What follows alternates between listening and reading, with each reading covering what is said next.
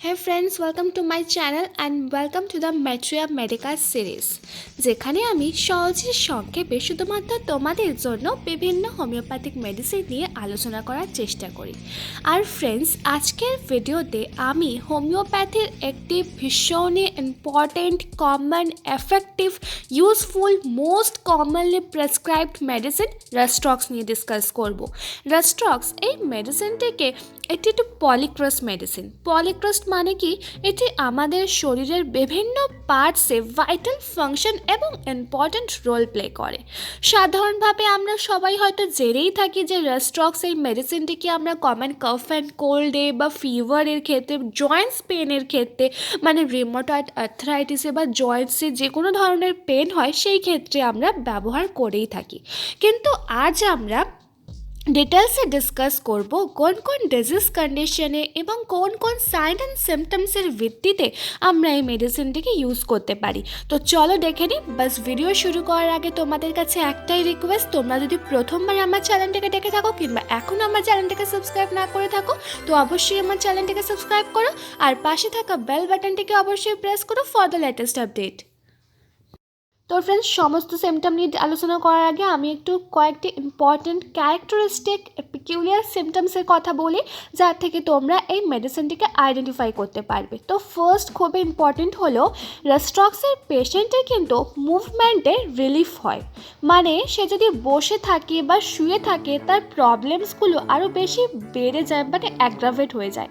কিন্তু সে যখন একটু মোশন মানে একটু হাঁটাচলা করে তার একটু রিলিফ লাগে। ধরো সাপোজ তার জয়েন্টস পেন হচ্ছে, জয়েন্টস অনেক ব্যথা হচ্ছে, কিন্তু সে যখন বসে আছে বা শুয়ে আছে তার ব্যথাটা আরও বেশি বাড়ছে বা বেশি মনে হয়, কিন্তু সে যদি একটু অল্প হাঁটাচলা করে তাতে তার রিলিফ লাগে। সেকেন্ড হচ্ছে খুবই ইম্পর্টেন্ট, রেস্টলেস।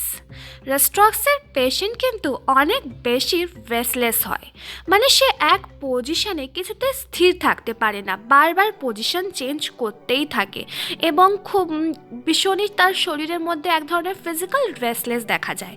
নেক্সট হচ্ছে থার্স্ট।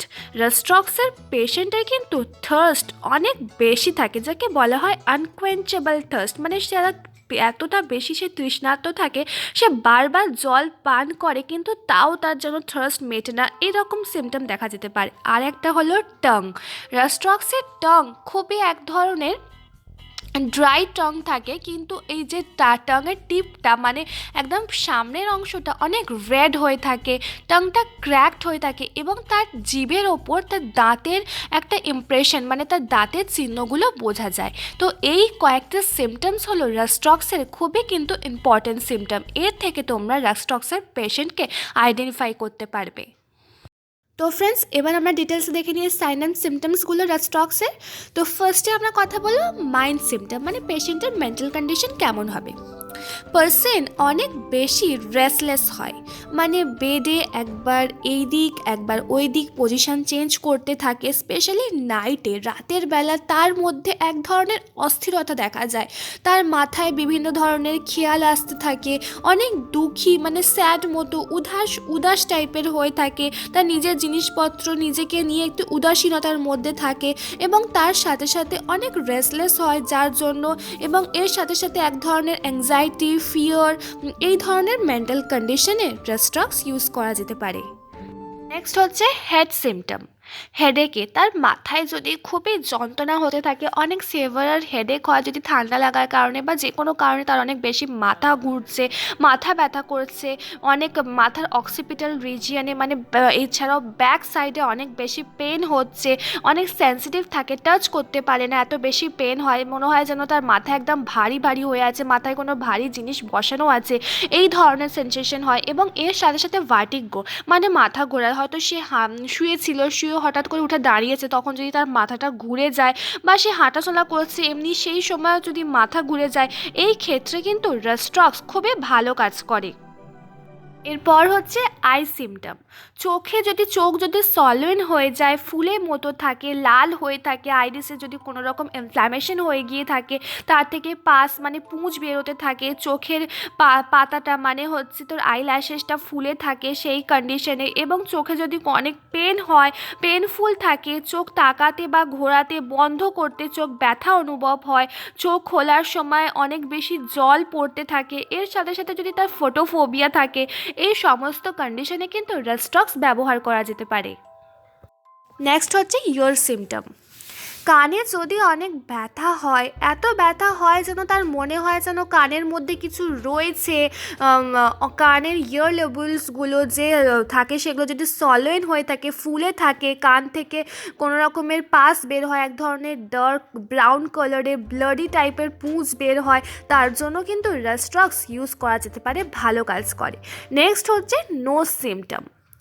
ঠান্ডা লেগে ঠান্ডাতে এক্সপোজ হওয়ার কারণে বা বৃষ্টিতে ভেজার পর যদি অনেক ঠান্ডা লেগে যায়, বারবার হাঁচি হতে থাকে তার জন্য, এবং তার সাথে সাথে তার যে টিপ অফ দ্য নোজ সেখানে যদি রেডনেস হয়ে থাকে, কোনো আলসারেশন হয়ে গিয়ে থাকে, এবং এর সাথে সাথে এপিস্টাক্সিস মানে হচ্ছে যে নোজ ব্লিড যাকে বলা হয়, সেই ক্ষেত্রে হয় স্পেশালি সেই যখন যদি সামনে ঝোঁকে তখন যদি তার নাক থেকে ব্লিডিং হয়, সেই সমস্ত কন্ডিশনে কিন্তু রসটক্স খুবই এফেক্টিভ মেডিসিন।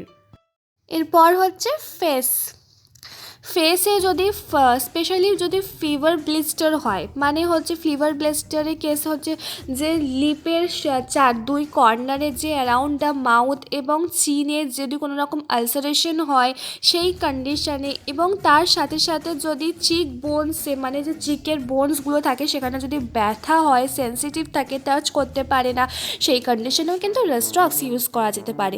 এরপর হচ্ছে মাউথ সিমটম। তার মুখ যদি অনেক ড্রাই থাকে, টাংও অনেক যদি ড্রাই থাকে, এবং যে খুবই যেটা পিকিউলিয়ার সিমটম, জিভের টিপটা একদম লাল রঙের হয়ে থাকে এবং ট্রায়াঙ্গুলার শেপের হয়, দেখতে অনেকটা ট্রায়াঙ্গুলার মতো হয়ে থাকে, এবং তার টংটা একদম তার জিভের ওপর টিথ ইমপ্রেশনগুলো, যে জিভের ওপর দাঁতের দাগগুলো বোঝা যায়, এই ধরনের যদি দেখতে হয়, সেই কন্ডিশনে কিন্তু রসটক্স ভালো কাজ করে। পর হচ্ছে রেসপিরেটরি সিমটম। যদি একদম ডাই কফ মানে হচ্ছে শুকনো কাশি হতে থাকে, টিসিং টাইপের, অনেক রেস্টলেস লাগে, স্পেশালি মিডনাইট থেকে পুরো সকাল অবধি তার কাশি হতে থাকে, এবং ইন্টারমিটেড ফিভারের টাইম, জ্বরের সময় বা হয়তো টাইফয়েড ফিভারের ক্ষেত্রে তার যদি এই ধরনের কাশি হতে থাকে, শুকনো কাশি হচ্ছে, মুখে এক ধরনের ব্লাডি টেস্ট টাইপের লাগে, সেই কন্ডিশনে কিন্তু রসটক্স খুব ভালো কাজ করে। এরপর হচ্ছে কমন কাফ অ্যান্ড কোল্ড। বৃষ্টিতে একটু ভেজার পর রেনি সিজনে মানে হয়তো সে একটু বৃষ্টিতে ভিজে নিল সেইখানে, বা অনেকক্ষণ গরমে রোদে থাকার পর সে যদি স্নান করে সেই কারণে, বা ঠান্ডাতে কোনো কারণে যদি তার ঠান্ডা লেগে যায়, বা টু মাচ সামার ব্রাথিংয়ে যদি ঠান্ডা লেগে যায়, বারবার হাঁচি হয়, সর্দি হয়, কাশি হতে থাকে, ফিভারও যদি এসে যায়, এই সমস্ত কন্ডিশনে কিন্তু রসটক্স একটি খুবই এফেক্টিভ মেডিসিন। নেক্সট এবার আমরা কথা বলবো স্টমাক সিমটম মানে জিআই সিমটম।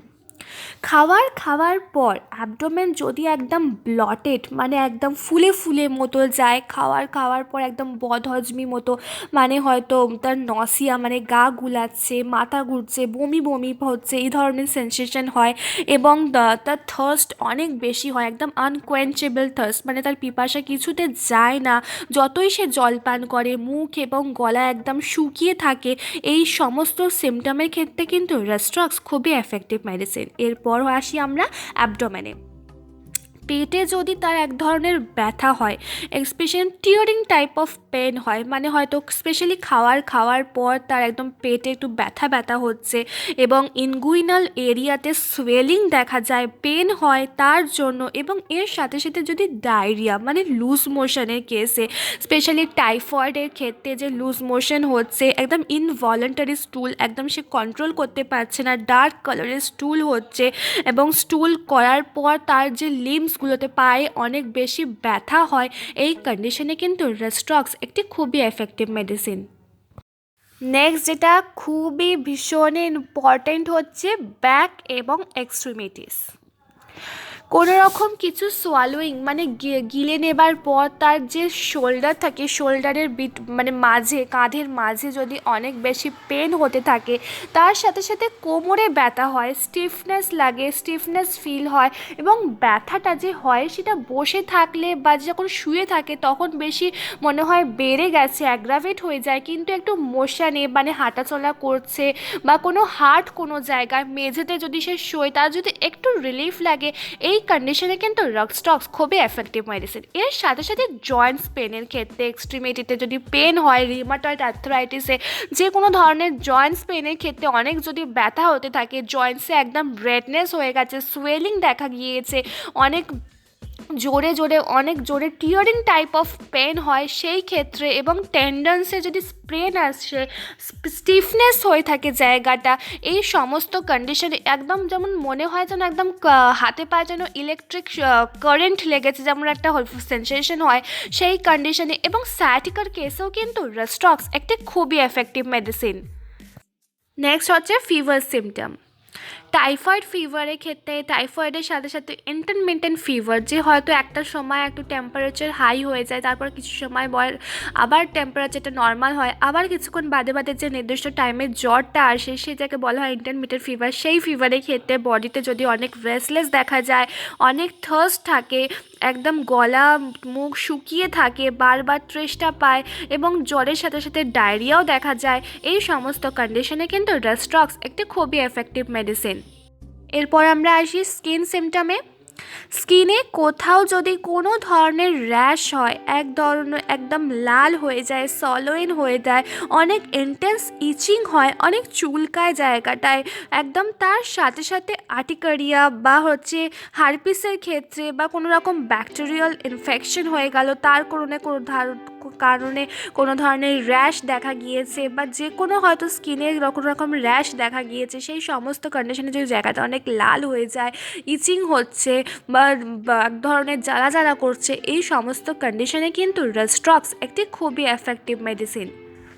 এরপর আমরা আসি মোডালিটিস মানে অ্যাগ্রাভেশন ও অ্যামেলিওরেশন। অ্যাগ্রাভেশন হচ্ছে কিসে তার সিমটমগুলো আরও বেশি বেড়ে যায়, এবং অ্যামেলিওরেশন হচ্ছে কখন তার একটু সেই সিমটম থেকে তার একটু বেশি আরাম মেলে, টেম্পোরারি রিলিফ পায়। তো অ্যাগ্রাভেশন হলো রসটক্সের কোল্ড রেনি ওয়েদারে, যখন বর্ষাকাল থাকে বা ঠান্ডার সময়, নাইটে মানে স্পেশালি আফটার মিড নাইটে, মাঝরাতে, এবং সে আরেকটা খুবই ইম্পর্ট্যান্ট হচ্ছে ডিউরিং রেস্ট, সে যখন শুয়ে থাকে বা বসে থাকে তার সিমটমগুলো কিন্তু আরও বেশি অ্যাগ্রাভেট হয়ে যায়। এবং রসটক্সের অ্যামেলিওরেশন হচ্ছে ওয়ার্ম ডাই ওয়েদারে, যখন একটু গরম ওয়েদার থাকে বা হয়তো সে কিছু দিয়ে নিজেকে একটুখানি কাপড় জামা দিয়ে ওয়ার্পিং আপ মানে একটুখানি গায়ে চাদর টাদর ঢাকা দিল সেই সময় ওয়ার্ম কিছুতে, এবং আর অ্যামেলিওরেশন হচ্ছে তার মোশানে, সে যখন হয়তো তার কোনো ব্যথা হচ্ছে বা কোনো সিমটম হয়েছে সেখান থেকে সে যদি হাঁটা চলা করলো তার একটুখানি রিলিফ লাগে। তো এই হয়ে গেল অ্যাগ্রাভেশন অ্যামেলিওরেশন। নেক্সট আমরা কথা বলবো ডোজ এবং পোটেন্সি সিলেকশন। তো রসটক্সের কোনো ধরনের অ্যাকিউট কন্ডিশন বা যে কোনো কন্ডিশনে রসটক্সের 36Ch বা হচ্ছে 200Ch পোটেন্সি এবং 1m পোটেন্সি ইউজ করা হয়। তো কিন্তু অ্যাকিউট কন্ডিশন যদি হয়, হয়তো হঠাৎ করে খুব পেন হচ্ছে বা খুব জ্বর এসে গেছে বা হাঁচি হচ্ছে, সেই সমস্ত কন্ডিশনে আমরা রসটক্সের 30Ch পোটেন্সি বা 6Ch পোটেন্সি ইউজ করতে পারি। সেটা ইউজ করলে 1 ঘন্টা অন্তর অন্তর রিপিট করা যেতে পারে, যতক্ষণ না কমে, আর কমে গেলে দিনে 3 বার করে 30Ch পোটেন্সি নেওয়া যেতে পারে। এবং 200Ch পোটেন্সি ইউজ করলে দিনে 2 বার বা দিনে 1 বার, আর 1m পোটেন্সি সিলেক্ট করলে কোনো ক্রনিক কন্ডিশনে তখন কিন্তু মাসে 1 বার করে নেওয়া উচিত। তো ফ্রেন্ডস, আজ এখানেই শেষ করলাম। আর তোমাদের যদি আমার এই ভিডিওটিকে ইনফরমেটিভ লেগে থাকে তো প্লিজ এটিকে একটি লাইক অবশ্যই করে দিও, আর প্লিজ আমার চ্যানেলটিকে অবশ্যই সাবস্ক্রাইব করো। By friends.